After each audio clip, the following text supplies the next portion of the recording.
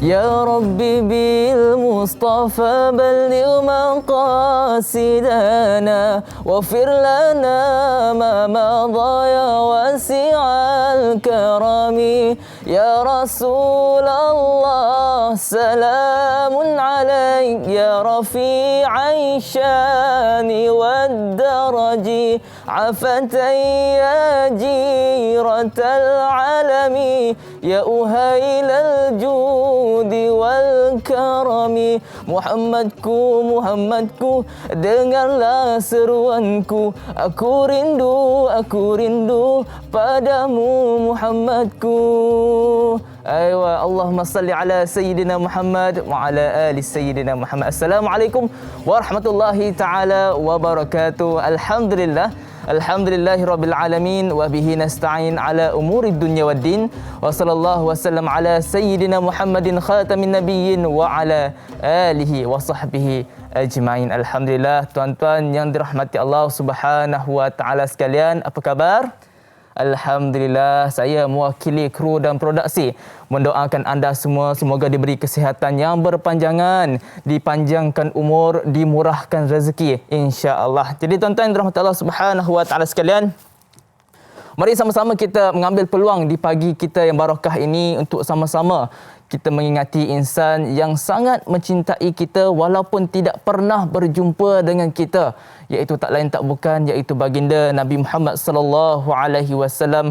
Mari sama-sama kita selawat kepadanya, pada baginda sallallahu alaihi wasallam. Allahumma salli ala sayyidina Muhammad wa ala ali sayyidina Muhammad. Sebentar tadi kita baru saja selesai bacaan Yasin secara bersama-sama dan kita akan teruskan dengan topik kita pada hari ini iaitu tafsir dan tarannum. Tapi sebelum kita menelusuri lebih jauh lagi, tuan-tuan yang dirahmati Allah Subhanahu wa taala sekalian, saya ingin berkongsi dengan tuan-tuan yang dirahmati Allah berkenaan dengan fenomena yang baru saja berlaku pada minggu ini, iaitu satu fenomena yang sangat jarang berlaku, iaitu salji tebal melanda Baitul Maqdis. Ini adalah bukti kekuasaan Allah Subhanahu wa taala nak ditunjukkan kepada umat manusia di akhir zaman ini dan juga merupakan petanda bagi kita sebagai umat akhir zaman. Jadi sama-samalah kita persiapkan diri kita dengan apa? Dengan ilmu pengetahuan, dengan amal, dan moga-moga kita perbanyakkan selawat, perbanyakkan amal kita. Moga-moga kita tergolong dalam kalangan orang-orang yang saleh dan dibangkitkan bersama-sama dengan Rasulullah sallallahu alaihi wasallam, seterusnya diberi syafaat oleh baginda sallallahu alaihi wasallam di akhirat kelak. Jadi insya-Allah tuan-tuan yang dirahmati Allah Subhanahu wa taala sekalian, sediakan mushaf anda. Insya-Allah topik kita pada hari ini tafsir dan tarannum berkenaan dengan surah Ghafir ayat 64 sehingga ayat ke-66. Seperti biasa dengan saya, iaitu sebagai moderator Da'i Fahmi, dan juga panel kita yang akan mengupas tentang topik kita pada pagi ini, iaitu Ustaz Dr. Muhammad Luqman Ibrahim. Apa khabar Ustaz? Alhamdulillah sihat Ustaz. Segak macam biasa ya. Alhamdulillah. Cara orang tua-tua lah. Allahu akbar. Nampak macam muda lagi Ustaz. Alhamdulillah. Jadi tuan-tuan yang dirahmati Allah Subhanahu wa taala sekalian, seperti biasa, sekiranya terdapat sebarang persoalan ataupun kemusykilan, boleh terus hubungi kami di talian 0377261603 ataupun terus di ruangan Facebook kami di Tanyalah Ustaz TV3. Baik, insya-Allah tuan-tuan yang dirahmati Allah Subhanahu wa taala sekalian, sediakan mushaf anda. Tajuk pagi ini pun berkenaan dengan tafsir dan tarannum. So kejap lagi kita akan baca bersama-sama, kemudian kita akan fahamkan tafsirnya, kemudian kita akan tadabbur bersama-sama insya-Allah bersama-sama dengan ustaz kita, iaitu Ustaz Dr. Muhammad Luqman Ibrahim. Baik, tanpa bermasa lagi, saya serahkan kepada ustaz untuk mukadimah seterusnya dengan bacaan Al-Qurannya dengan tarannum. Apa ini Ustaz? InsyaAllah kita cuba jiharkah ini. Jiharkah Ustaz? Masya Allah. Jadi saya persilakan Ustaz. Silakan Ustaz. A'udzu billahi minasyaitonir rajim. Bismillahirrahmanirrahim. Alhamdulillahilladzi arsala rasulahu bil huda wa dinil haqq liyudhhirahu 'alad dini kullih wa kafa billahi shahida.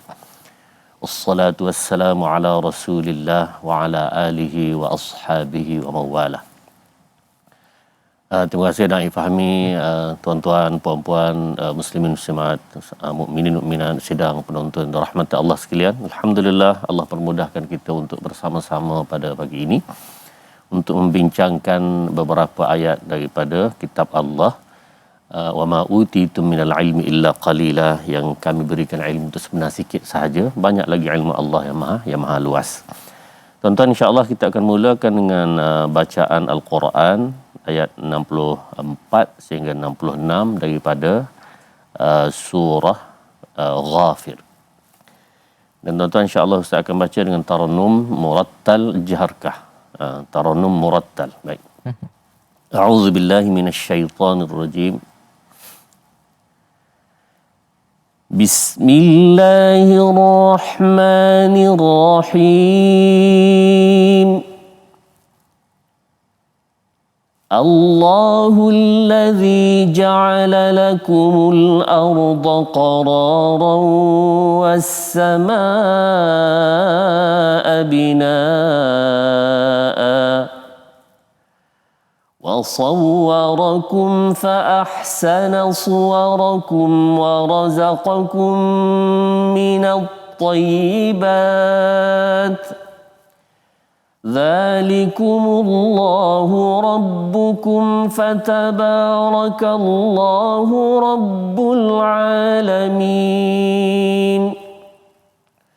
هو الحي لا إله إلا هو فادعوه مخلصين له الدين الحمد لله رب العالمين قل إني نهيت أن أعبد الذين تدعون من دون الله لما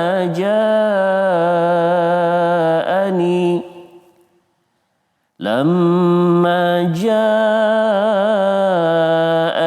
البينات من ربي وأمرت أن أسلم لرب العالمين. Sadaqallahul Azim.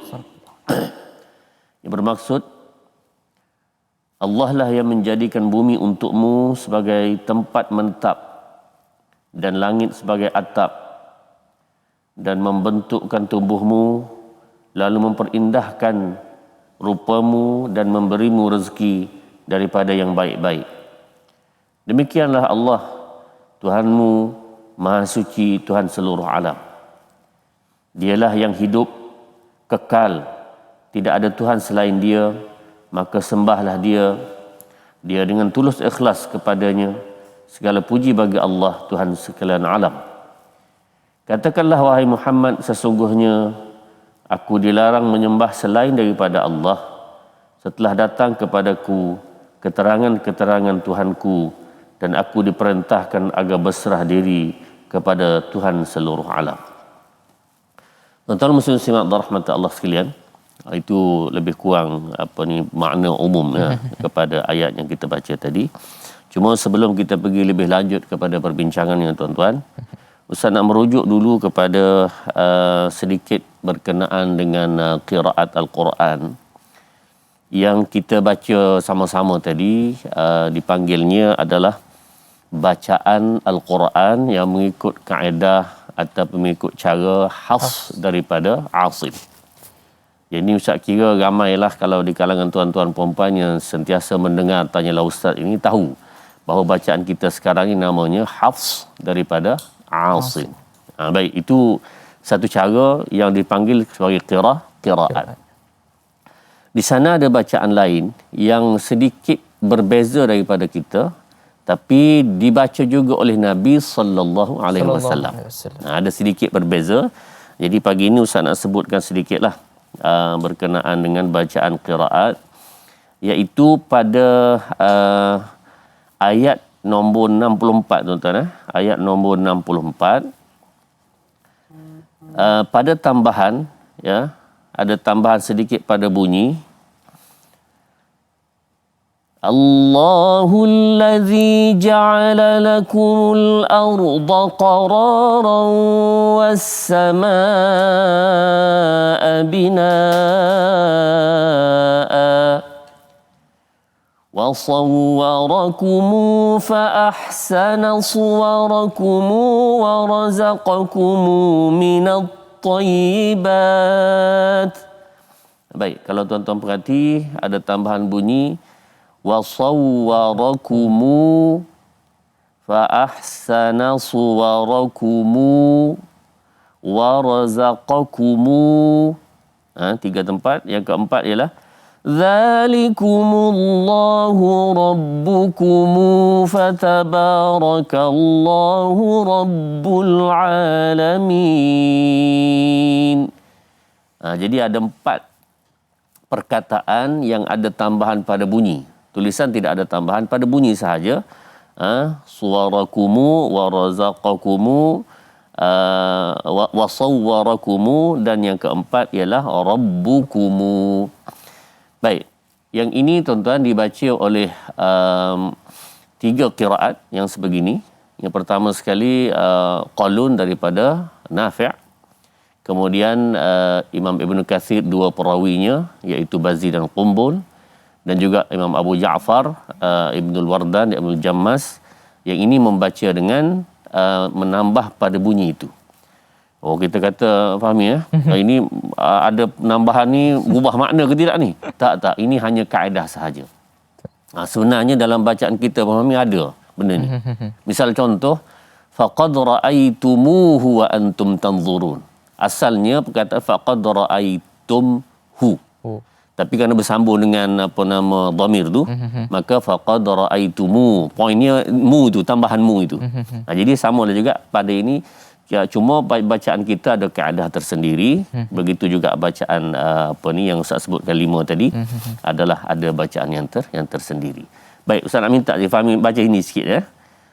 Pertama sekali wasawwarakumu fa ahsana suwarakumu. 2, wa razaqakumu. 3, dan dzalikumullahu rabbukumu. So, saya baca satu ayat ni. Kena baca satu ayat ni. Ini dah kira ni cepu cemas ni. Baik, silakan ni. Kalau salah minta tolong betulkan saya. Balas insya-Allah. A'udzu billahi minasyaitonir rajim. Bismillahirrahmanirrahim. Allahu alladhi ja'ala lakumul arda qararan was samaa'a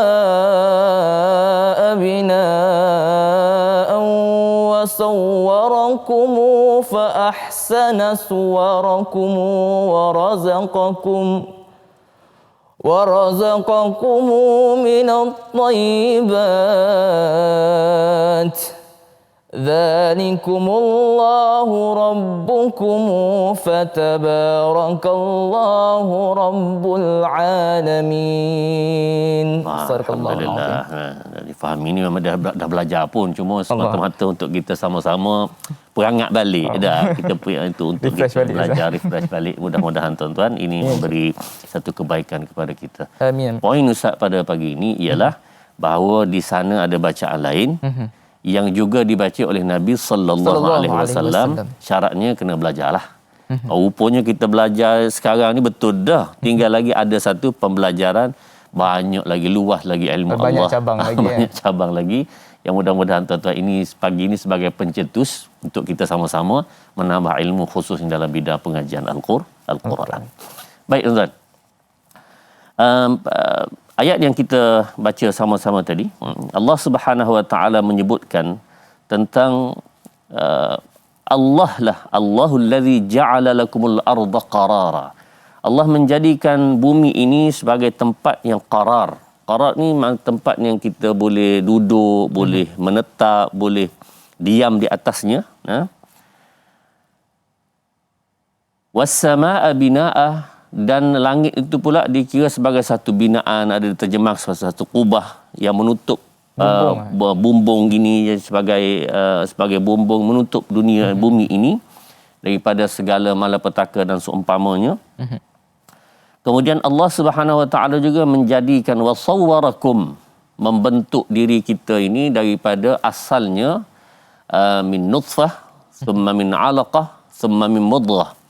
daripada air mani, kemudian berubah menjadi satu gumpal darah, kemudian seketul daging dan seterusnya. Sehinggalah fakasawnal 'idhama lahma, menjadi tulang, kami pakaikan tulang temulang itu dengan daging-daging yang akhirnya membentuk menjadi manusia. Baik.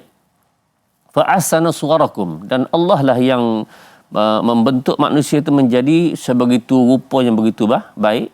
Wa razaqakum minat thayyibat, bahkan Allah Subhanahu wa taala memberi rezeki dengan makanan-makanan, dengan kehidupan, dengan segala kebaikan.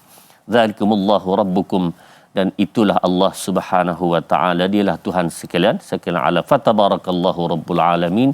Dan Allah Subhanahu wa taala merupakan hebatnya, agungnya Allah Subhanahu wa taala, rabbul alamin. Nah, jadi tuan-tuan muslimat dirahmati Allah sekalian, Ustaz nak merujuk kepada satu perbincangan. Bila kita sebut bahawa bumi ini tempat kita tinggal, bumi ini tempat kita duduk menetap di atasnya, dan alhamdulillah bila kita duduk atas bumi ini, kita tidak merasakan bahawa kalau hakikatnya bumi ini bila dilihat daripada tempat yang sangat tinggi, contoh di bulan, daripada atas kapal angkasa dan seumpamanya, kita nampak dia ni bulat.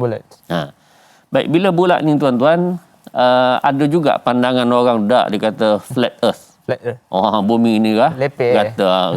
Nah, jadi bila sebut bumi ini rata, dengan memberikan pandangan-pandangan khusus ini pada ayat Al-Quran, maka tuan-tuan, memang dalam Quran menyebutkan ayat-ayat yang jelas, iaitu wahwallazi maddal ard, Allah yang hamparkan. Al-ardu bisata litasluku minha subulan fijaja. Maknanya bumi ini terhampar nampaknya.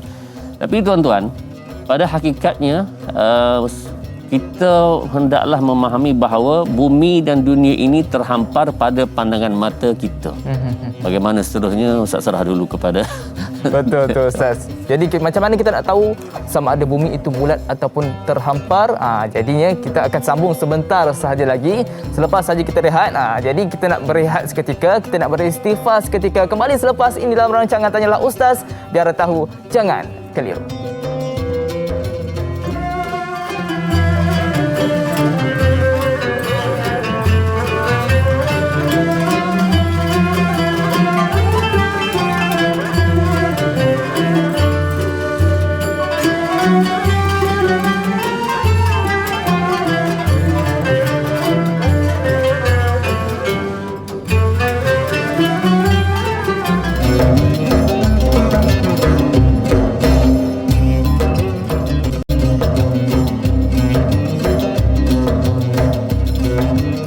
Alhamdulillah, kembali semula kita di dalam rancangan Tanyalah Ustaz, biar tahu jangan keliru, dengan topik kita pada hari ini iaitu tafsir dan taranum surah Ghafir ayat 64 sehinggalah ayat ke-66 bersama dengan panel kita iaitu Ustaz Dr. Muhammad Luqman Ibrahim. Seperti biasa, tuan-tuan yang dirahmati Allah Subhanahu wa taala sekalian, sekiranya terdapat sebarang kemusykilan ataupun pening-pening tentang soalan, kan? Jadi boleh terus hubungi kami di talian 0377261603 ataupun terus di ruangan FB kami di Tanyalah Ustaz TV3, insya-Allah. Jadi sebentar tadi sebelum kita berehat seketika, Ustaz telah menerangkan tentang ayat 64 yang maksudnya Allah lah yang menjadikan bumi untukmu sebagai tempat menetap dan langit sebagai atap atau bumbung, dan membentukkan tubuhmu lalu memperindahkan rupamu serta memberimu rezeki daripada yang baik-baik. Demikianlah Allah Subhanahu wa taala Tuhanmu, Maha Suci Allah, Tuhan seluruh alam. Jadi tuan-tuan yang dirahmati Allah Subhanahu wa taala sekalian, ada orang dalam ayat ini berdebat berkenaan dengan, ada yang kata bumi ni bulat, ada yang kata bumi ni lepeh. Jadinya kita nak serahkan pada ustaz lah untuk penerangan selanjutnya, insya-Allah. Dipersilakan Ustaz. Baik, terima kasih Fahmi. Tuan-tuan muslimat dirahmati Allah sekalian, bila timbul perdebatan di antara, kita kata macam mana boleh timbul berdebat ni bumi bulat dan bumi datar ni. Tuan-tuan muslimat dirahmati Allah sekalian, sebenarnya perbincangan ini sudah ada pada sejak awal. Makna kalau dikesan dalam kitab-kitab tafsir menyebutkan sejak daripada awal selepas zaman Nabi sallallahu alaihi wasallam sudah ada perbincangan. Antara punca perbincangan ini ialah orang-orang yang menggembara, bila dia naik kapal, zaman dulu tentulah tidak ada apa ni kita Google Earth ke apa semua, tak ada zaman dulu kan. Jadi mereka naik kapal. Bila naik kapal tu, bila pergi tu makin tak habis. Tak berpenghujung. Tak berpenghujung. Maknanya tentulah menunjukkan bumi ini seperti kita pergi tu boleh kembali pada pusingan yang asal. Kalau dia berhujung, maksudnya kapal tu hujung, jatuhlah dia. Begitu logiknya. Jadi tuan-tuan dan rahmat Allah sekalian, jadi bila kita semak, hakikatnya tuan-tuan, majoriti ulama, ini saya ulang sekali lagi, majoriti jumhur ulama mengatakan bumi ini bentuk kurawiyah. Kurawiyah ni maksudnya asasnya bulat.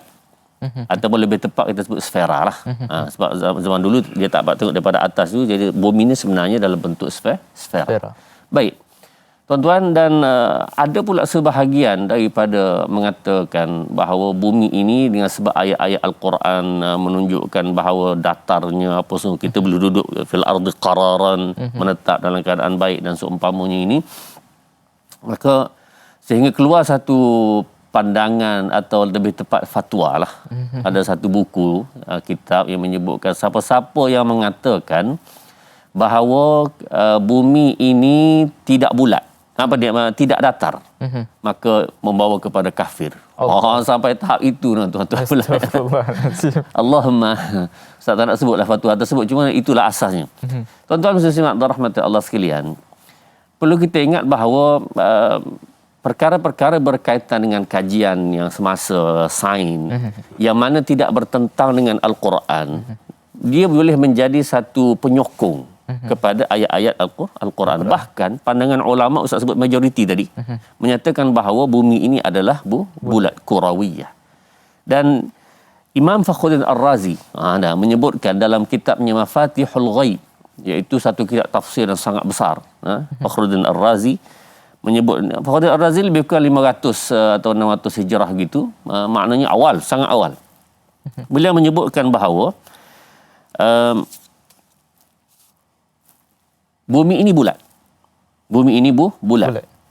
Wal qurrah idza kanat fi ghayatil kibr kana kullu qit'atin yushahadu kas-suthi.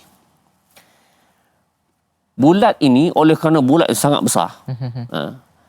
Apabila dia sangat besar ini, maka kita duduk di mana pun bahagian bumi ini, kita akan lihat seolah-olah bumi itu adalah terhampar.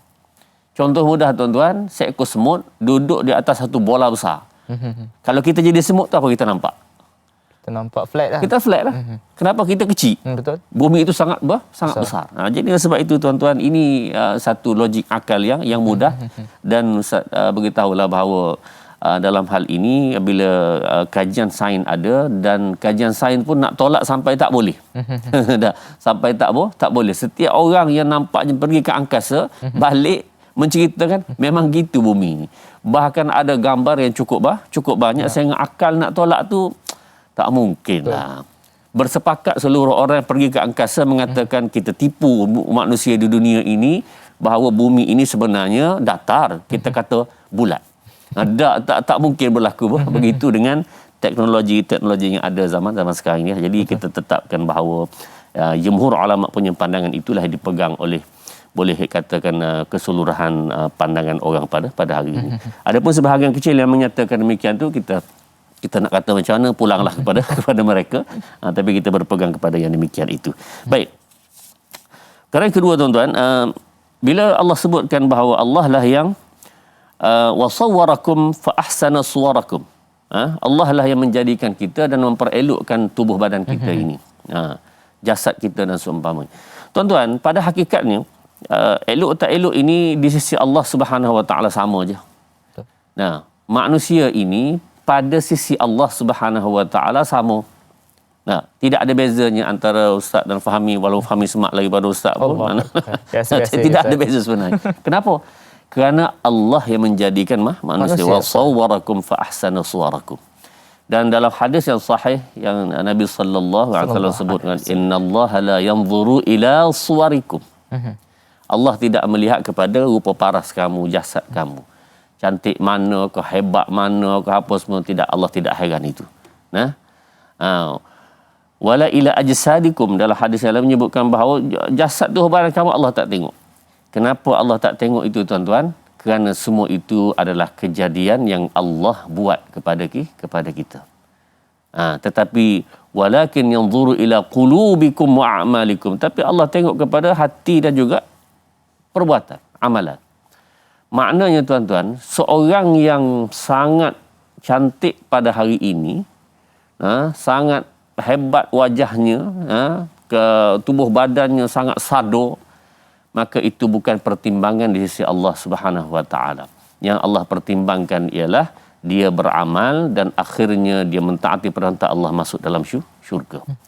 Seorang yang sangat teruk rupa parasnya, contohlah dia manusia paling hitam, dan ada contohnya, tuan-tuan, di kalangan sahabat Nabi, iaitu Bilal bin Rabah. Sangat hitam wajahnya. Tetapi, tuan-tuan, orang yang sangat hitam ini Allah Subhanahu wa taala muliakan dia. Muliakan dia. Bila dia mati saja, tuan-tuan, hitam itu akan berubah menjadi putih seputih-putihnya. Yauma tabyaddu wujuh wa taswaddu wujuh.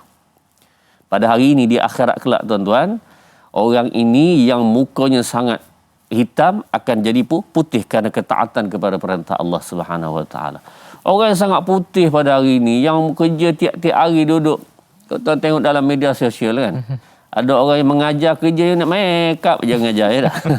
Touch up situ, nak updatekan, nak elokkan muka parahnya. Baik, Islam pada dasarnya membenarkan berhias sekadar. Berhias sekadar yang untuk kita berurusan dengan manusia sekadarnya sahaja. Tetapi kalau berlebih-lebihan, sampai banyak mana, tuan-tuan, berlebihan itu, kita jambung lepas inilah, faham? Masya Allah.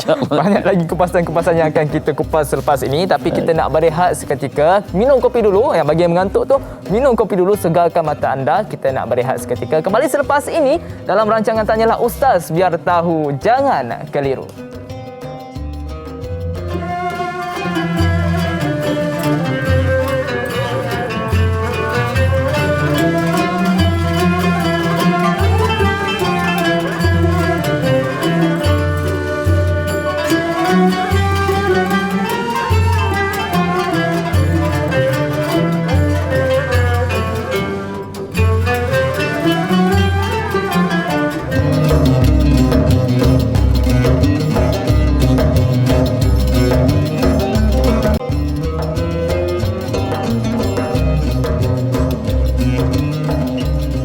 Iman adalah mutiara di dalam hati manusia. Masya Allah, Alhamdulillah. Kembali semula kita di dalam rancangan Tanyalah Ustaz, biar tahu, jangan keliru, dengan topik kita pada hari ini, iaitu tafsir dan taranum surah Ghafir ayat 64 sehingga ayat 66. Alhamdulillah. Jadi, tuan-tuan yang dirahmati Allah Subhanahu wa taala sekalian, dah mengopi ke belum? Kalau dah, Alhamdulillah, kita teruskan dengan pengajian kita pada pagi ini. Sediakan mushaf seperti biasa, sediakan pen dan buku untuk sama-sama kita baca, kita hayati. Seterusnya, kita amalkan dengan apa yang kita pelajari, insya-Allah. Jadi saya nak serahkan kepada Ustaz untuk sambungan mukadimah untuk ayat yang ke-64. Ustaz, silakan. Terima kasih Da'i Fahmi dan tuan-tuan muslim rahmat Allah sekalian. Ustaz berhenti tadi ialah macam mana orang yang paras rupa, Ustaz. Ya, paras rupa, make up apa semua dah. Ustaz sebut tadi, pada dasarnya Islam membenarkan sekadar. Betul. Nak berbedak sikit supaya nak muka tu tak nampaklah kusam sangat. Betul. Apa semua dah. Itu boleh. Tetapi kalau melampau ni macam mana? Duduk 2 kilometer nampak dah merah menyala-nyala. Itu tak boleh lah, tuan-tuan. Wala tabarrajna tabarrujal jahiliyatil ula. Itu panggil tabarruj al-jahiliyah. Nanti insya-Allah lah Ustaz yang bahagian ini maka dia akan bincanglah berkenaan dengan tabarruj al-jahiliyah. Tabarruj secara jahiliyah. Jadi maksudnya melampau. Bila melampau itu tuan-tuan, itu membawa kepada perkara yang lain. Setiap benda yang melampau ini Allah Subhanahu Wa Taala tidak suka. Jadi asasnya tuan-tuan, walau macam mana keadaan rupa kita bersyukurlah. Bersyukurlah kepada Allah, dan kita bolehlah berhias-hias sedikit sekadarnya yang dibenarkan oleh syarak, dan selebihnya kita mentaati perintah Allah Subhanahu Wa Taala.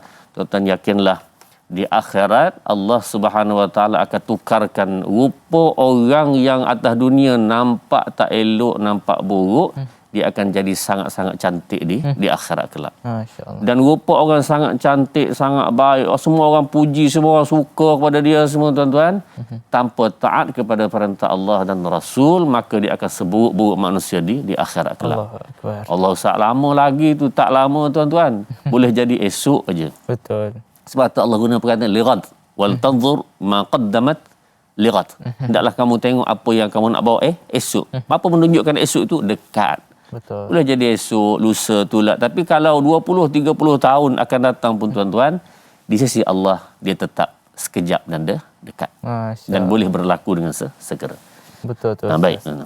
Masya-Allah. Jadi Ustaz, betul saya cakap Ustaz tu. Kita sekarang ni memang nampak macam hidup aku ni aku rasa macam muda lagi. Rasa macam hidup lama lagi.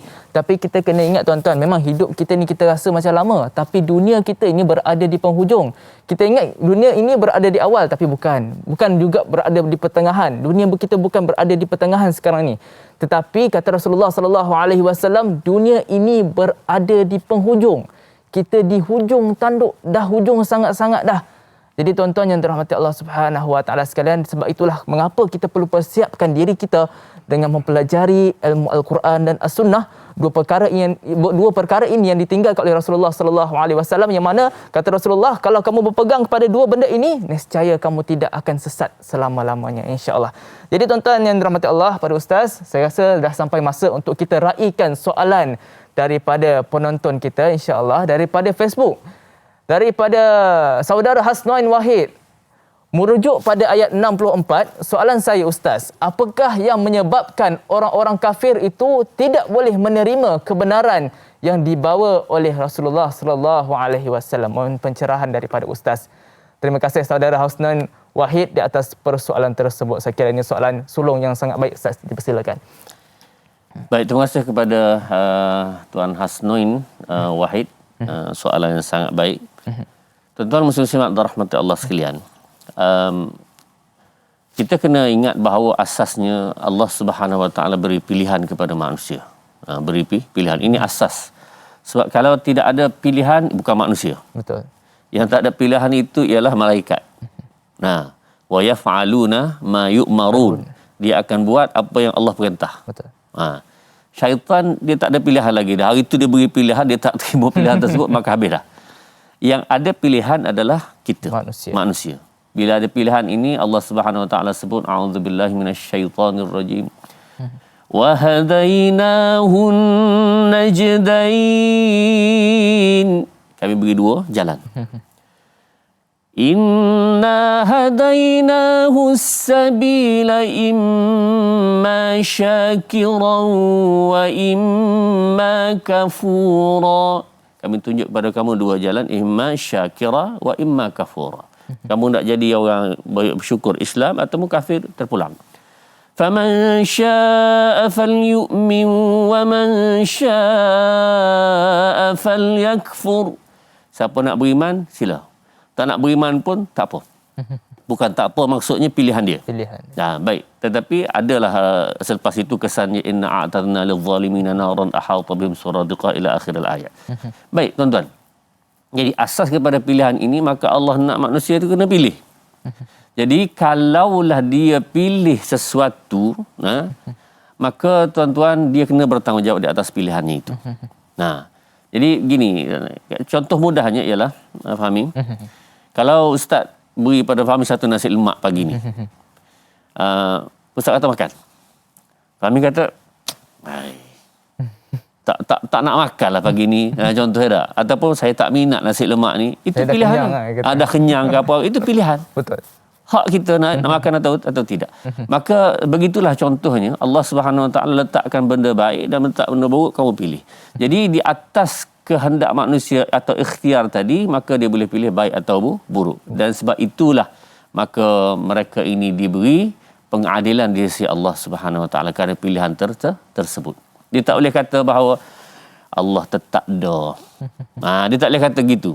Dalam ayat Quran sebut wa kanu bi ayatina yajhadun. Mereka ini tolak, degil, tak nak. Dah tak nak tak apalah. Dah degil, tapi kamu di akhirat kelak akan dihukum oleh Allah Subhanahu Wa Taala. Dan semua ini sudah tertulis dalam Al-Quran. Jadi kena kedegilan itu. Maka kita bagi alasanlah, kalau begitu bukankah semua ketentuan di sisi Allah baik? Jawab, hidayat di sisi Allah itu betul. Kita tak nafikan. Tapi fahami, tahu tak hidayat itu Allah nak beri atau tidak, kita tahu tidak? Tak tahu. Tak tahu. Dah tak tahu, ikhtiarlah. Betul. Dah, berusahalah, berfikirlah, mengkajilah. Dan banyak orang-orang yang mengkaji tentang ayat-ayat Allah, mengkaji tentang Al-Quran, akhirnya memeluk Islam. Jadi asasnya wa kanu bi ayatina yajhadun. Mereka yang tolak, mereka yang tak nak, mereka akan menerimalah kesan tersebut. Tuan-tuan, ada satu kisah, boleh ke kami? Boleh Ustaz, dipersilakan Ustaz. Kisah ini satu orang namanya Ruben. Dalam YouTube tu ada. Ruben ini tuan-tuan asalnya dia daripada agama lain. Beberapa kali tukar agama. Tukar. Tak puas hati tukar. Islam je dia tak ambil. Orang tanya dah, Ruben, kalau kamu gitu, dia kata, cubalah Islam. Tak boleh ni, agama ganas, dia kata. Dia dah masuklah kepala dia. Teroris. Teroris punya agama. Jadi, akhir dia terfikir, apa salah aku kaji dah. Dia kaji tuan-tuan. Akhirnya ni saya cuba ringkas, tuan-tuan boleh rujuk balik. Cari Ruben, apa nama penuh dia, tapi Ruben ini akhir meluk Islam. Dia tuan-tuan, dia kaji sehinggalah dia yakin, wah, benar Islam dia tu. Sehingga dia yakin. Akhirnya pada satu malam dia buat keputusan, malam ini saya akan meluk Islam. Allah. Dah. Jadi dalam bilik itu dia tutup semua lampu, dia pasang lilin, ada Quran gini letak, dia buka Quran itu, letak lilin. Macam kita buat apa ni ulang tahun apa semua konon-konon gitulah. Kemudian dia buka jendela rumah dia tingkap tu kan. Dia rasa macam lepas, dia tengok. Dia kata, ya Allah, aku yakin kamu benar, Islam benar. Malam ini aku nak memeluk Islam. Ini kata Ruben tu. Aku nak memeluk Islam. Cuma aku nak minta daripada kamu benda kecil aja. Apa dia? Kamu berilah satu isyarat bahawa kamu menjawab permintaan aku ini. Aku nak memeluk Islam dan kamu jawab, kamu mengiyakan. Ikutlah apa-apalah. Ada burung ke datang kat jendela tu ke, ataupun ada kat langit letusan kecil ke, ada bunyi cicak, ikutlah apa-apalah. Benda mudah je bagi kamu. Maka dengan sebab ini aku mohon minta kamu berilah ketandaan ini. Dia pun pejam. Dia celik. Tengok atas, bawah, kiri, kanan, tengok. Tak ada apa. Tak kena ni, dia kata tak kena. Cuba sekali lagi. Dia pun buat sekali lagi tuan-tuan. Kali kedua. Buat benda yang sama, ya Allah, benda ni mudah bagi kamu. Tidak ada permintaan besar, berilah satu ketandaan yang kecil. Bunyi apa ni, cengkerik ke, bunyi pintu ke apa, tak kira lah. Selepas aku cakap ni, biar ada satu ketandaan kamu terima. Dia pun pejam. Celik kali kedua, tengok kanan, kiri, atas, bawah. Tak ada apa juga. Kalau macam ni tak boleh jadi, maknanya Allah tak terima agama ini. Kali kedua tuan-tuan. Baik, saya cuba sekali lagi lah. Kali ketiga. Dia buat benda sama tuan-tuan. Minta, ya Allah tolonglah. Aku nak masuk Islam sungguh ni. Aku yakin Islam benar, kamu benar. Maka tunjukkanlah benda aku minta kecil, sangat-sangat kecil bagi kamu, ya Allah. Maka dia pun pejam mata, celik. Kali ketiga ni confirm Allah terima. Tengok kanan, kiri, atas, bawah. Sama, tak ada apa-apa juga. Dia mula putus asa. Allah. Ya Allah, aku nak masuk Islam, kamu buat macam ni. Gitulah lebih kurang. Ini cerita dia dalam kisahnya itu. Akhirnya dia pun tengok atas bawah, tengok dalam keadaan sedih tu. Dia tengok Quran. Yang dia buka tadi. Ayat pertama dalam ayat itu tuan-tuan. Inna fi khalqis samawati wal ard wa ikhtilafil laili wan nahar wal fulki allati tajri fil bahri Sehinggalah akhir la ayatil liqaumin ya'qilun. Terkejut dia. Oh. Inna fi khalqis samawati wal ard, sesungguhnya pada kejadian langit dan bumi, kapal, bukit, bintang semua sekali itu ada dah ketandaan aku, yakni Allah Subhanahu Wa Taala bagi orang yang berfikir. Masya-Allah. Allahumma, kita tangguh di situ dulu. Baik Ustaz. Jadi insya-Allah tuan-tuan yang dirahmati Allah Subhanahu Wa Taala sekalian, kita nak berehat seketika, kita nak beristighfar seketika. Kembali selepas ini dalam rancangan Tanyalah Ustaz, biar tahu jangan keliru.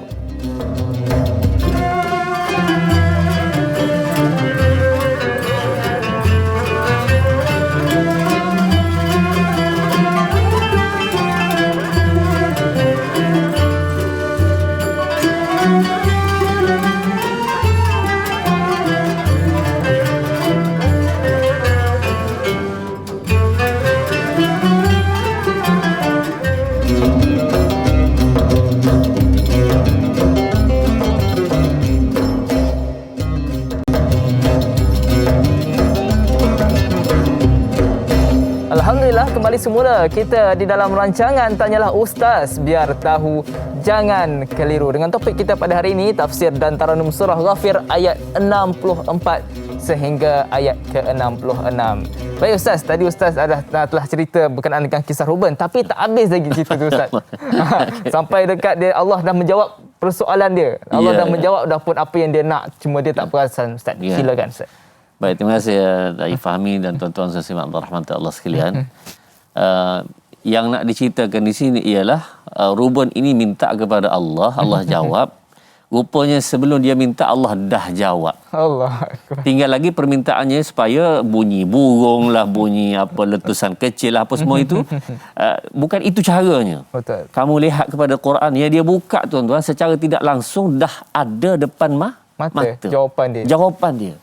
Dia terkejut kan, akhirnya Allah minta maaf, ya Allah, rupa kamu dah jawab pun. Sebelum aku tanya kamu dah jawab. Inilah bukti Allah seolah-olah berlaku satu karamah, satu kemuliaan yang kecil yang Allah SWT tunjukkan kepada Ruben ini bahawa itulah dia jawapan kepada persoalan dia. Lalu dia pergi ke masjid pusat Islam di Melbourne, tempat dia tuan-tuan, meluk Islam malam itu, dan dia masya-Allah dia sampai di masjid, dia kata Allah ramainya, rupanya Allah terima. Ramai manusia malam itu, penuh masjid Allah tersebut. Rupanya malam itu malam pertama Ramadan. Memanglah ramai. Jadi dia yang tak ramai lepas tu. Malam pertama ramai. Jadi tuan-tuan, akhirnya dia meluk Islam dan diumumkan lepas main tarawih itu, dia meluk Islam, alhamdulillah. Dia kata semua orang peluk dia. Tak pernahlah seramai itu datang peluk dan cium dia tuan-tuan. Tapi masalahnya semua jantan. Itu dia punya cerita dia lah. Mungkin dia rasa pelik kan masa tu. Bukan satu adat untuk dia kan. Kadang-kadang kita tak perasan. Kalau orang Islam ni kadang kita salam, kita cium, kita jalan ke pipi kan. Mungkin bukan satu adat untuk dia. Mungkin dia rasa pelik waktu tu. Tapi Ustaz, saya perasan kadang-kadang orang Islam kita sendiri tak nak kaji tentang Al-Quran. Kebanyakan orang kita sendiri tak nak kaji tentang Al-Quran. Tetapi macam Ustaz cakap tadi lah, hidayah tu bukan perlu untuk kita tunggu.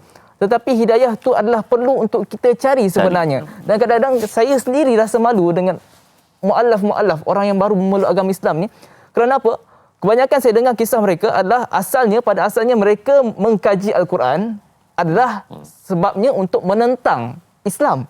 Tetapi pada akhirnya, at the end, akhirnya mereka yang masuk Islam. Ya, benar. Kerana mereka nampak Al-Quran ini tidak ada satu pun cacat celanya. Iaitu Al-Quran ini sangat sempurna sehingga mereka terpesona. Tak jadi nak menentang Islam, malah masuk kepada Islam. Sebab itulah saya rasa malu sangat Ustaz dengan orang-orang yang mengkaji Al-Quran. Kerana saya lihat masyarakat kita sendiri yang tidak mahu mengkaji Al-Quran, malah membuat andaian macam-macam, hanya mengikut logik akal tanpa berteraskan Al-Quran dan As-Sunnah. Jadi insya-Allah Ustaz, satu jawapan yang sangat baik. Saya kira kita ambil soalan seterusnya Ustaz. Ya, insya-Allah. Daripada pemanggil kita. Hello, Assalamualaikum. Waalaikumsalam. Siapa di sana? Saya Norini Abdul Latif daripada Buntung, Ipoh, Perak. Masya-Allah. Sihat ya Puan Norini ya? Alhamdulillah sihat, saya orang tua. Allahu akbar. Baik. Assalamualaikum doktor. Waalaikumsalam. Sila. Saya nak baca Ustaz ya. Baik. A'udzu billahi minasy syaithanir rajim. Bismillahirrahmanirrahim. Allahul ladzi ja'ala lakumul arda qararan was samaa'a binaa'a wa sawwarakum fa ahsana suwarakum wa razaqakum minat thayyibat. Zalikumullahu rabbukum fatabarakallahu rabbul alamin. Sadaqallahul azim. Dia nak pantun, doktor? Budak berlari terkejar-kejar, itik berada di tepi paya. Saya hamba baru belajar, doktor komenlah bacaan saya. Allah. Assalamualaikum. Waalaikumsalam warahmatullahi taala wabarakatuh. Terima kasih kepada Puan Nurini Abdul Latif di atas persoalan tersebut. Mahir berpantun Ustaz. Ustaz nak beli Ustaz? Dah jual Ustaz. Ustaz ni kalau yang satu pebaris tu boleh lah kot. Berpagi-pagi bersama Cik Tom. Assalamualaikum.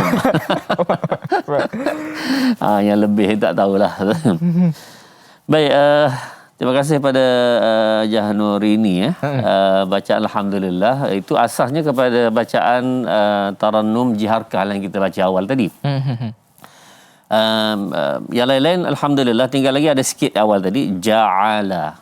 Jadi kalau Nur ini perhatikan ataupun latihan tuan-tuan puan-puan, untuk perkataan ain ini sebenarnya hakikat ain ini berada di sini, di tengah halqun, wasatul halq. Ustaz bagi cara mudah, tuan-tuan ambil jari ni ya. Fahami, cuba buat ni kita. Letak di sini, tolak sikit. Di halqum kita ni tengah. Tengah. Okey. Bila kita tekan sikit tu dia mudah. Oh. Jangan tekan kuat, pergi hospital tak ada jaminan. Ini tekan sini, insya-Allah dia akan keluar dengan lebih. Itu latihan perlu dibuat. Biasa orang Melayu naik ke hidung. Bila kita tutup hidung, tutup dia bunyi atas ni. Ada sebenarnya sini tutup atau buka hidung sama. Itu ain. Jadi Nur ini cuba buat latihan, insya-Allah. Mula-mula itulah kita kata beberapa kali kita buat, lama-lama insya-Allah dia akan jadi dan akan seperti mana yang sebenarlah makhraj tersebut. Masya-Allah. Tarannum itu insya-Allah boleh diperbetulkan lagi. Pada asasnya betul dah dengan tarannum murattal jiharkah. Baik Ustaz. Terima kasih di atas jawapan tersebut. Ya. Baik Ustaz, kita ada soalan seterusnya daripada pemanggil kita. Halo, Assalamualaikum. Waalaikumsalam warahmatullahi wabarakatuh. Ya, siapa di sana? Haji Tukinon, Haji Muhammad Saleh. Sudah Johor ya? Baik, Tuan Haji. Baik, apa khabar Ustaz dan Dr. Ustaz dan anda ni? Alhamdulillah Tuan Haji. Silakan Haji. Baik. Persoalan Ustaz dalam ayat yang ke-60, dapir 64 ya. Dia mengatakan bahawa Allah Ta'ala ni mencipta langit baik, mencipta bumi pun baik, dan menjadikan manusia ini dicipta pun dengan keadaan baik dan halal. Jadi nak minta pandangan Ustaz, kalau sekiranya Allah Ta'ala menjadikan atau melahirkan seseorang itu keadaannya cacat, jadi adakah ini adalah kekuasaan Allah juga ke? Maknanya dia yang baik dia pun boleh buat, yang cacat pun boleh buat. Nak minta penjelasan daripada Ustaz Hakim. Itu saja soalannya ya. Terima kasih. Assalamualaikum. Waalaikumsalam warahmatullahi taala wabarakatuh. Terima kasih kepada Tuan Haji Tukinon di atas persoalan tersebut. Silakan. Baik, terima kasih kepada Tuan Haji Tukinon, soalan yang sangat baik. Tuan-tuan, dia benar, ada orang yang Allah jadikan sifat tubuh badannya baik, ada orang sangat cantik, ada orang sangat kacak, itu kelebihan Allah kepada dia. Tetapi kelebihan ini sebenarnya ujian daripada Allah Subhanahu Wa Taala. Yang kurang itu juga ujian. Ada orang cacat, tak ada tangan, tak ada kaki, buta dan seumpamanya. Tuan-tuan, masing-masing tu ada kelebihan. Kelebihan yang orang ada kelebihan rupa, cantik, paras apa semua tadi, yang ini tuan-tuan diuji oleh Allah Subhanahu Wa Taala, adakah dia guna untuk taat pada perintah Allah. Orang yang matanya buta, kita kata kesian. Allah kata fa ahsana suwarakum, tapi buta. Macam mana tu? Tuan-tuan, orang buta ni dia tidak ada dosa mata. Betul. Tidak ada dosa mata. Ustaz jumpa beberapa orang syekh buta, ingat semua benda, tuan-tuan. Allah Akbar. Kita yang jelek ni tak ingat, tuan-tuan. Tapi dia ingat semua benda. Allah, ini kita berasa malu, betul lah malu. Kita rasa hebatnya dia ni. Jadi maknanya mata hatinya, mata lendanya ini buta, tak nampak, tapi mata hati sangat terang. Dan tidak ada dosa mata. Maknanya di akhirat kelak Allah Subhanahu Wa Taala tidak akan hukum dia dengan dosa mata. Berbeza dengan kita, tuan-tuan. Apa yang kita tengok, apa yang kita tulis, apa yang kita hari-hari ni, itu akan dihisab oleh Allah Subhanahu Wa Taala. Pada dasarnya dia rugilah atas muka dunia ini sikit sebab tidak ada nikmat untuk melihat.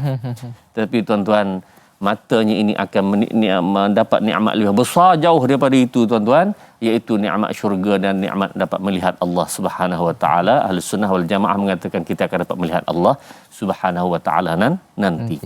Orang yang matanya cerah tapi sentiasa mata itu buat dengan dosa, na'udzubillah min zalik, dengan dosa itu, tuan-tuan, maka dia tak akan dapat melihat Allah Subhanahu Wa Taala. Mata itu terpaksa dibakar dulu, dicuci dengan api neraka. Itu bahasa mudah.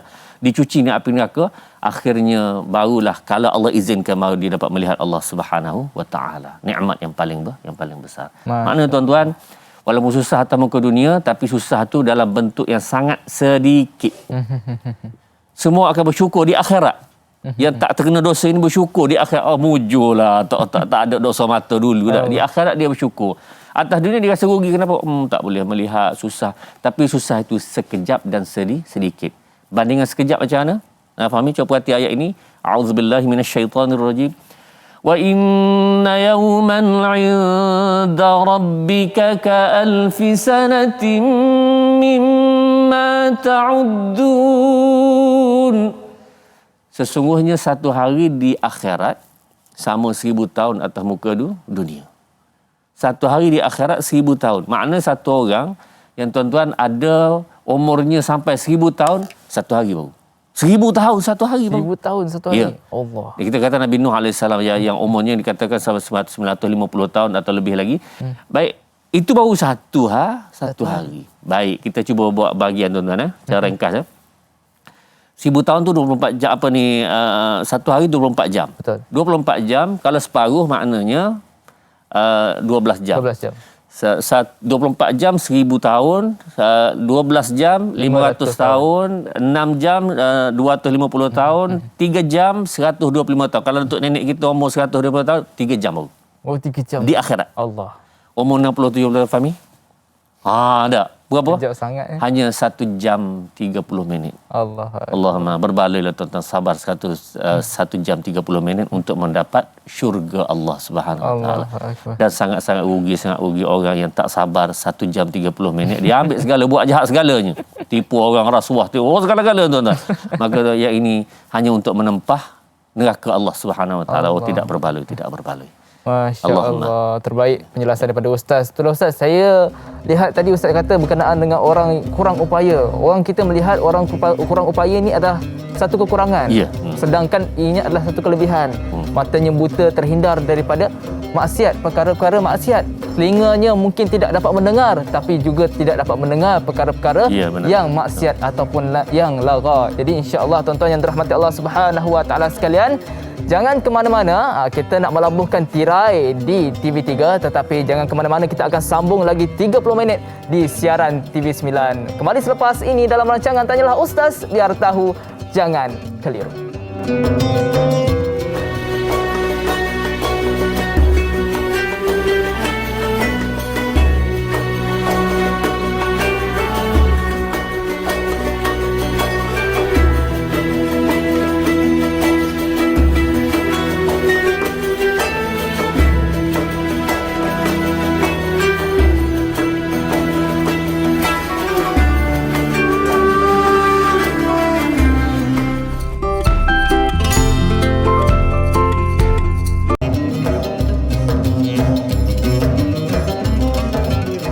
Ya Nabi, salam alaika.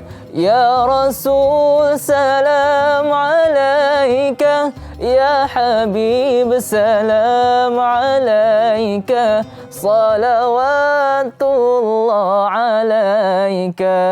Allahumma salli ala Sayyidina Muhammad wa ala ali Sayyidina Muhammad. Alhamdulillah, tuan-tuan yang dirahmati Allah Subhanahu wa taala sekalian, kembali semula kita di dalam rancangan Tanyalah Ustaz. Biar tahu jangan keliru, dengan 30 minit lagi siaran bersama dengan kita di dalam rancangan Tanyalah Ustaz. Biar tahu jangan keliru. Baik tuan-tuan, kita akan sambung surah Al-Ghafir ayat 64 sehingga 66. Sebentar tadi kita sudah habis berkenaan dengan ayat 64. Kita nak terus ke ayat 65. Tetapi kita nak meraihkan soalan daripada penonton dulu insya-Allah Ustaz. Soalan yang seterusnya daripada para penonton insya-Allah daripada saudara Rosdin Samah. Pada ayat 65 ada ditegaskan tentang tentang pentingnya sifat ikhlas dalam setiap amalan yang dilakukan. Adakah perbuatan yang mengharapkan balasan serta pujian itu dikira tidak ikhlas kerana sesungguhnya segala pujian itu hanya milik Allah Subhanahu wa taala? Terima kasih kepada saudara Rosdin Samah di atas persoalan tersebut. Saya serahkan kepada Ustaz. Silakan. Terima kasih kepada saudara Rosdin. Soalan sangat baik. Tuan-tuan muslim-muslimat rahmat Allah sekalian. Bersabit dengan ikhlas ini, bila Ustaz rujuk banyak pandangan-pandangan ulama tentang makna ikhlas. Tetapi kesimpulan mudah dalam banyak-banyak pandangan itu ialah ikhlas ini berkaitan dengan kita buat tu kerana Allah Subhanahu wa taala, mengikut cara Nabi sallallahu alaihi wasallam dan berkehendak kepada yang akhirat. Nah, 3 asas ini ada, insya-Allah dia jadi ikhlas. Pertama, kerana lillahi taala. Nombor 2 ialah mengikut cara Nabi sallallahu alaihi wasallam. Yang ketiga ialah untuk dapat pahalanya di akhirat. Nah, ini asas yang sangat mudahlah. Tapi mudah pun nak buat payah. Betul. Jadi merujuk pada soalan ni, boleh tak kita nak minta pujian manusia apa semua? Tuan-tuan, itu semua pakai merencatkan ikhlas. Merencatkan ikhlas. Letakkan nombor 1 itu lillahi ta'ala. Ya Allah, aku buat kerana-Mu. Selebih itu kamu nak beri itu telah terpulang kepada kamu ya Allah. Tapi asasnya ialah lillahi ta'ala. Jadi tuan-tuan, sebahagian ulama membuat perbandingan semut hitam di atas batu hitam di malam-malam gelap gelita. Jadi itu bandingan nak menunjukkan bahawa ikhlas ini satu perkara yang sangat tersembunyi dan sangat sukar. Jadi siapa-siapa yang dapat mencapai ikhlas ini, tuan-tuan, masya-Allah. Asal perkataan ikhlas ini sebenarnya kalau dalam surah Al-Ikhlas, nah, kita baca a'udzubillahi minasyaitonirrajim. Bismillahirrahmanirrahim.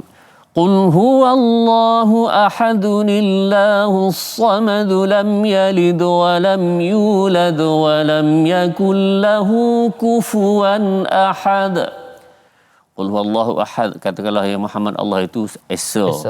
Allahus samad, Allah tempat minta, lam yalid wa lam yulad, tidak beranak, tidak diperanakkan, wa lam yakul lahu kufuwan ahad, dan tidak ada sekutu baginya, sama baginya tidak ada. Tuan-tuan, kita kata mana ikhlas dalam surah ini?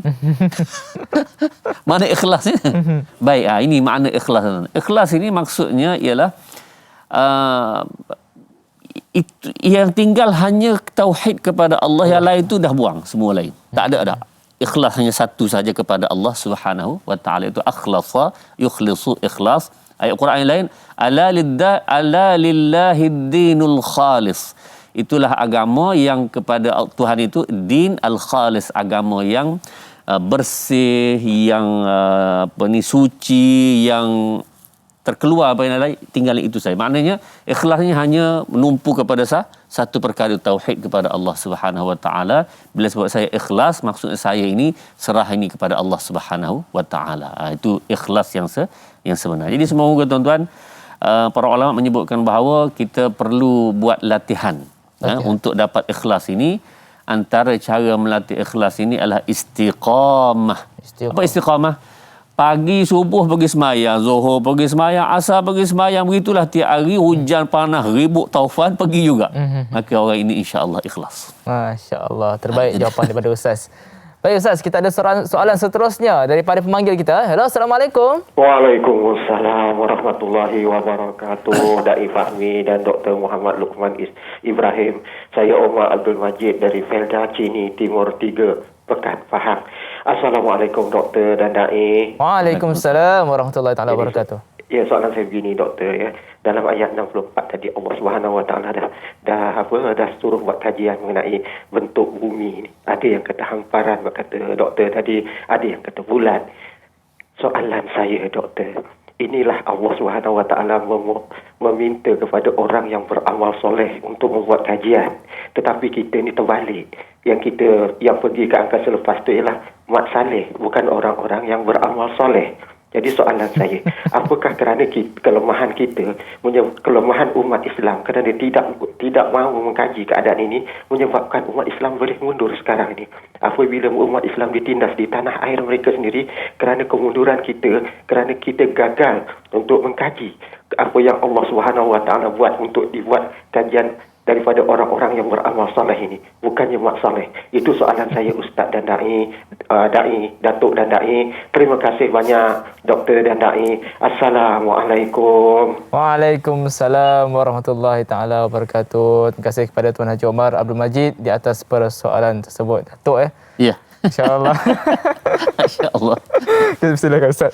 Baik, terima kasih kepada Haji Omar, pemanggil tegar kita, dan soalan-soalan yang tembakan-tembakan yang padu lah. Betul. Tuan-tuan sesimak rahmat Allah sekalian, bila sebut tentang kelemahan umat Islam dengan sebab tidak kaji Al-Quran, itu saya setuju 100% lah. Betul. Dan tuan-tuan, perlu diingat bahawa dunia ini pernah berada di bawah orang Islam 2/3 dunia. 2/3 dia pernah berada di bawah Islam. Kenapa? Kerana mereka mengkaji Al-Quran. Ikut panduan daripada Quran dan hadis Nabi SAW. Itu kerja mereka dulu. Lepas itu Islam tu makin... begitulah keadaannya yang berlaku. Dan tuan-tuan, satu perkara tuan-tuan tengok, iaitu Ibnu Sina. Ibnu Sina. Yang seorang yang sangat hebat dalam bidang kedoktoran. Sebelum ada semua kajian, dialah dulu. Iaitu... Al-Qanun fi Tibnya itu cukup hebat, 3-4 jilid tu kan, yang dia sekarang ini sangat-sangat hebat, Al-Qanun fi Tib, dan dia menjadi asas kepada perubatan barat selama hampir 700 tahun lamanya. Allah. Dan tuan-tuan, di Universiti Melaya sekarang ada satu kolej ke-6, namanya Kolej Avicenna. Ibnu Sina lah. Nak menunjukkan itulah kehebatan satu orang Islam yang mengkaji, mengkaji sehingga menjadi asas kepada perubatan barat. Sekarang kita tak kenal dah nama dia tu. Jangan-jangan orang kenal dah. Tapi bila belajar di barat apa semua, ambil ilmu perubatan hebat-hebat, sebenarnya asas diletakkan oleh orang ini. Siapa nama? Ibnu Sina. Jadi poin ini ialah bila kita mengkaji Al-Quran, jadi macam Ruben tadi lah. Ruben tadi kaji tu. Betul. Kaji jumpa. InsyaAllah tuan-tuan, kajian ini akan lanjutkan pada esok hari nanti. Perbincang kita seterusnya ada lagi beberapa kajian yang lain yang Masya Allah akan membuka mata kita bahawa orang kaji Quran ni memang Allah Subhanahu Wa Taala akan buka mata hatinya. Dia akan nampak begitu hebat, begitu dahsyat. Tak mungkin Al-Quran yang ada di hadapan kita sekarang ini adalah bahasa daripada Muhammad. Tak mungkin. Dia daripada iaitu Allah Jalla wa'ala. Masya Allah, betul Ustaz. Moga-moga hati kita semua pun terbuka juga untuk sama-sama kita pelajari dan juga mengkaji Al-Quran. Tapi ingat, mengkaji perlu ada guru. Perlu ada guru. Jangan faham sendiri. Jangan faham sendiri, besok faham sendiri, lain difahamnya. Baik, InsyaAllah Ustaz, kita nak berehat seketika, kita nak berjeda seketika. Kembali selepas ini dalam rancangan Tanyalah Ustaz, biar tahu, jangan keliru.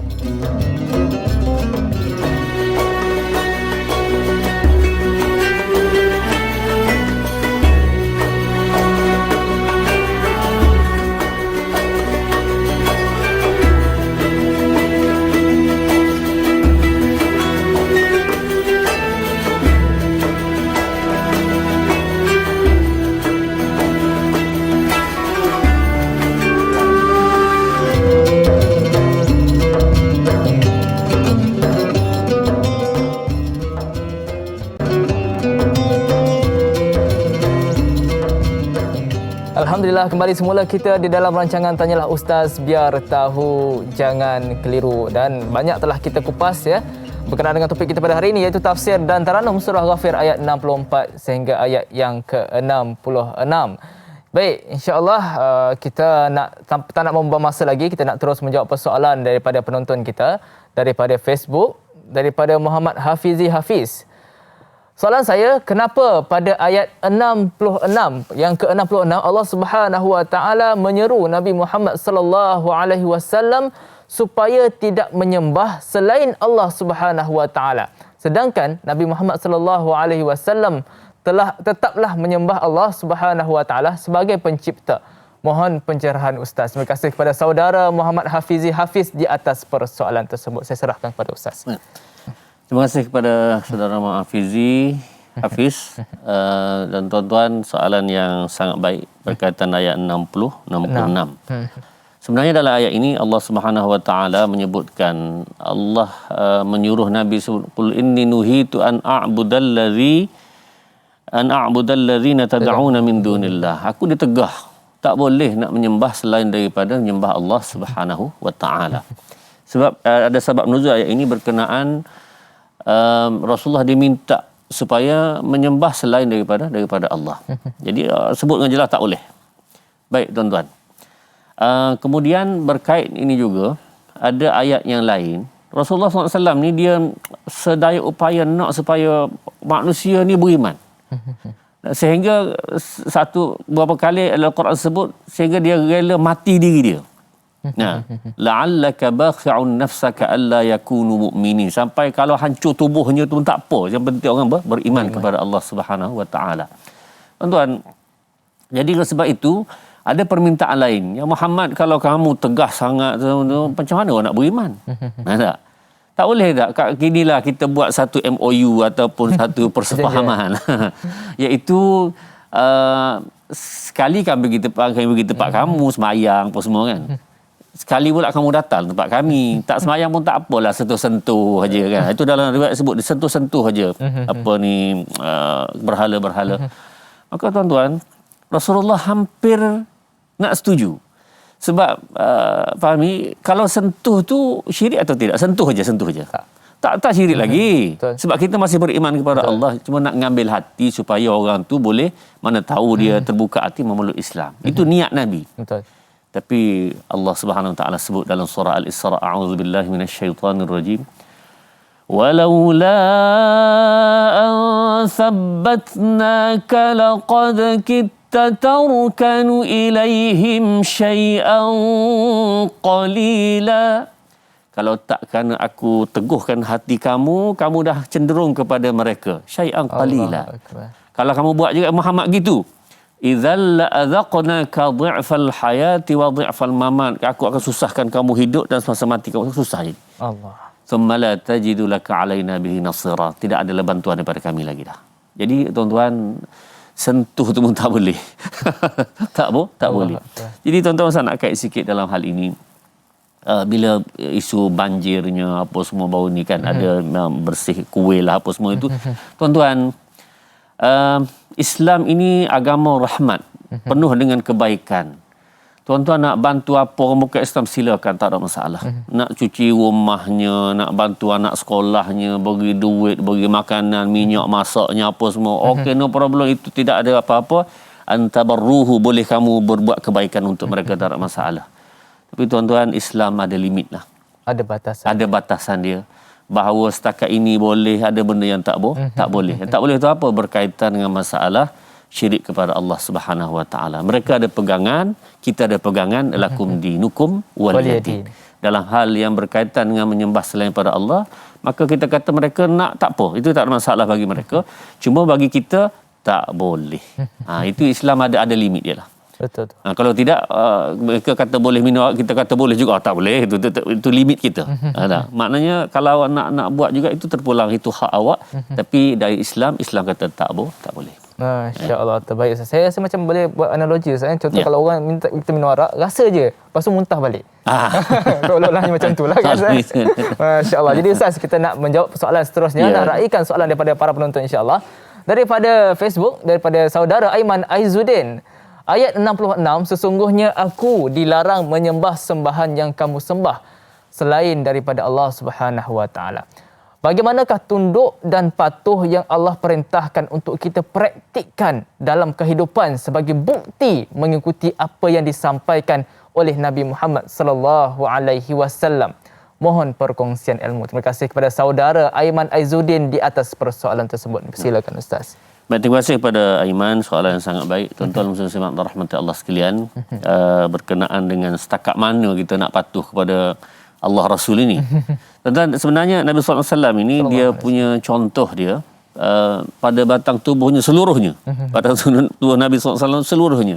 Sebab itu dalam bab hadis, bab sunnah, ma'udhifa ila Nabi SAW min qaulin, kata-kata dia, au fi'lin, perbuatan dia, au taqririn, ataupun pengakuan dia. Semua itu. Semua sekali. Walaupun di sana adalah perbincangan ulama begitu begini tentang kadang-kadang perkara ini boleh dibuat, kadang-kadang tak. Itu tak apalah. Yang asasnya ialah apa sahaja yang disuruh oleh Nabi sallallahu alaihi wasallam. A'udzubillahi minasyaitonir rajim. Wa ma atakumur rasulu fakhudhuhu wa ma nahakum anhu fantahu. Apa yang Nabi suruh buat tu buat. Itu buat semua sekali.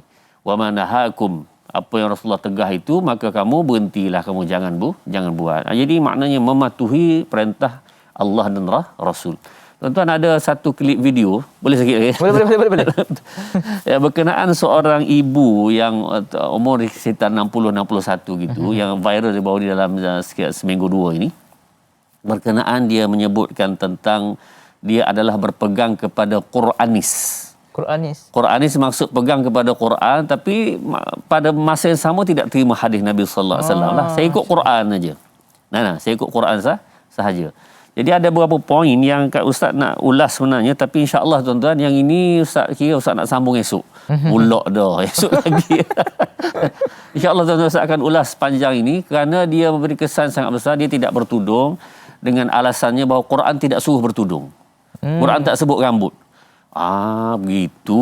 Jadi itu yang dia sebut. InsyaAllah nanti Ustaz akan bersama Fahmi lagi dan akan sebutkan perkara ini lebih lanjut. Jadi tunggu esok lah tuan. Ustaz pula jadi itu. Jadi maksud poinnya ialah ada perkaitan perkara sebegini yang insyaAllah kita akan bincangkan lebih panjang. Baik Ustaz. Baik. Masa pun mencemburui kita Ustaz. Jadi Ustaz mungkin boleh berikan sedikit pengajaran berkenaan dengan 3 ayat yang kita bincangkan pada hari ini, iaitu surah Ghafir ayat 64 hingga 66 sebagai kesimpulan kita pada pagi ini insya-Allah. Baik tuan-tuan muslimin dan rahmati Allah sekalian, antara poin besar yang kita sebutkan tadi iaitu Ustaz belum sempat menyebut, iaitu berkenaan dengan wal hayyu la ilaha illahu fad'uhu mukhlishina lahuddin. Maka kamu berdoalah kepada Allah yang hidup, wal hayyu. Dia hidup dan dialah yang menentukan semua kehidupan ini, dunia dan akhirat. Maka sebab itu berdoalah kepada Allah Subhanahu Wa Taala. Dan tuan-tuan, doa ini kedudukannya mukhul ibadah, otak kepada ibadat, dan dia sangat besar. Musa alaihissalam tidak ada apa-apa menentang Firaun. Yang ada apa dia? Doa kepada Allah Subhanahu Wa Taala. Tak ada tentera pun. Tapi Firaun akhirnya tenggelam dalam laut. Nabi Ibrahim alaihissalam tidak ada apa-apa. Yang dia ada apa? Hasbunallahu wa ni'mal wakil. Ini antara doa Nabi Ibrahim. Hasbunallahu wa ni'mal wakil. Cukuplah Allah dan sebaik-baik aku wakilkan kepada dia. Jadi tuan-tuan, kita jadikan ini sebagai satu doa silahul mukmin. Doa itu senjata mukmin, dan perlu diingat tuan-tuan, senjata ni perlu diasah.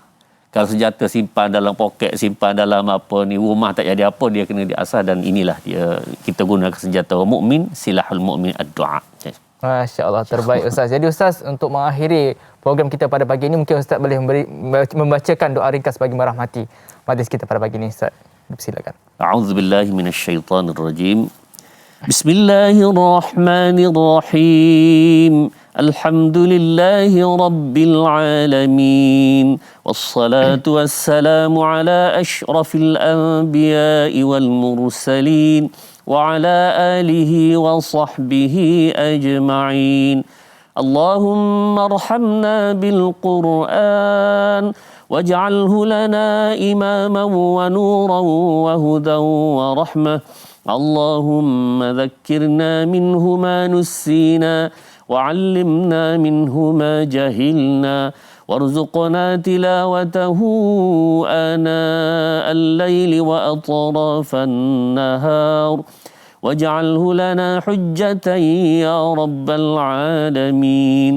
وصلى الله على سيدنا محمد وعلى آله وصحبه وسلم walhamdulillahi rabbil alamin. Amin amin ya rabbal alamin. Terima kasih kepada ustaz di atas bacaan doa itu tadi. Banyak yang kita telah pelajari pada hari ini ya tuan-tuan dan puan-puan yang dirahmati Allah Subhanahu wa taala sekalian, daripada ayat 64, 65 dan juga 66 di dalam surah Ghafir yang dibacakan oleh ustaz tadi dengan taranum jiharkah ya Ustaz? Ya. Taranum jiharkah ya. Dan esok pun kita akan ada sambungan juga tafsir dan taranum. Dan di antara pengajaran yang kita boleh ambil daripada ayat yang dibacakan tadi yang kita telah pelajari sama-sama adalah untuk pengajaran secara ringkas ya Ustaz. Kita tidak boleh menilai masyarakat, kita tidak boleh menilai orang sekeliling kita kerana pada dasarnya orang sekeliling kita dan juga orang di sekeliling persekitaran kita adalah sama. Tak kisahlah dia ada pangkat apa sekalipun, tak kisahlah kedudukan mana sekalipun, kita adalah sama tak kisah pada warna kulit. Kita adalah sama sebab di sisi Allah Subhanahu wa taala tak ada istilah pangkat, tak ada istilah umur dia muda atau tua. Tak ada istilah kedudukan awak berada di tempat yang mewah, kedudukan kami berada di miskin, tidak. Kerana pada hakikatnya apabila kita kembali kepada Allah Subhanahu wa taala, semua sekali akan memakai pakaian yang putih. Pakaian yang putih. Jadi tuan-tuan yang dirahmati Allah Subhanahu wa taala sekalian, sentiasa bersyukur kepada Allah Subhanahu wa taala, sentiasa bersyukur, perbanyakkan diri kita untuk zikir kepada Allah Subhanahu wa taala dan zikir dan selawat ke atas Nabi Muhammad sallallahu alaihi wasallam. Moga-moga kita tergolong dalam golongan orang-orang yang saleh insya-Allah. Baik, terima kasih kepada ustaz, terima kasih juga kepada para penonton di atas kesudian bersama dengan kami dalam rancangan Tanyalah Ustaz, biar tahu jangan keliru, dan jangan lupa untuk bersama kita lagi pada esok pagi dalam Tanyalah Ustaz dengan topik yang sama juga, tafsir dan taranum surah Ghafir ayat 67, sambungan daripada hari ini ayat 67 sehingga ayat 69 yang akan dikelolakan oleh saya Daim Fahmi, dan juga panel yang sama juga Ustaz Dr. Muhammad Luqman Ibrahim seperti biasa pada 6.30 pagi 30 Januari 2022. Jadi jangan lupa untuk saksikan esok untuk kita ketahui banyak lagi ilmu untuk kita sama-sama hayati, baca dan amalkan insya-Allah. Jadi tuan-tuan yang dirahmati Allah Subhanahu wa taala sekalian, saya kira itu sahaja. Kita tangguh majlis ilmu kita dengan tasbih kifarah dan surah Al-Asr. Subhanakallah bihamdika asyhadu an la ilaha illa anta astaghfiruka wa atubu ilaik.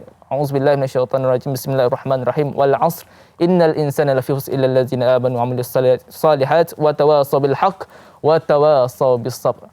Assalamualaikum warahmatullahi taala wabarakatuh. Kembali ya esok lagi.